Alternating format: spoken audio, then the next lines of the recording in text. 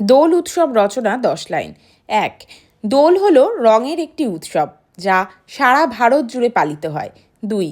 প্রতি বছর ফেব্রুয়ারি অথবা মার্চ মাসে বাংলার ফাল্গুন মাসের পূর্ণিমা তিথিতে দোল উৎসব অনুষ্ঠিত হয়। 3. দোলযাত্রা যেন বসন্তের আহ্বান। এই উৎসবটি জানান দেয় শীতের বিদায় এবং বসন্তের আগমন। 4. দোল উৎসব মূলত শ্রীকৃষ্ণ ও রাধার লীলাকে কেন্দ্র করে উদযাপিত হয়। 5. এই দিন রাধাকৃষ্ণের বিগ্রহকে আবিরে রাঙিয়ে দোলায় বসিয়ে নগর কীর্তন করা হয়। 6.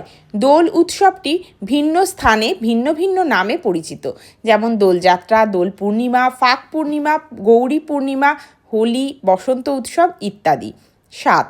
দোলের ঠিক আগের দিন রাতে পালিত হয় ন্যাড়া পোড়া বা হোলিকা দহন, যা অশুভ শক্তির বিনাশ ও শুভ শক্তির জয়ের প্রতীক।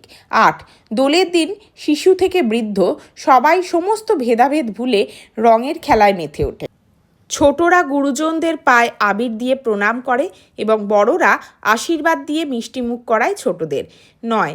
নানা রঙের আবির, জল রং একে অপরকে মাখানো, সঙ্গে নাচ, গান, হাসি, হুল্লোড়, খাওয়া দাওয়া সব মিলিয়ে এক অনাবিল আনন্দ উপভোগ করার দিন হলো দোল বা হোলি।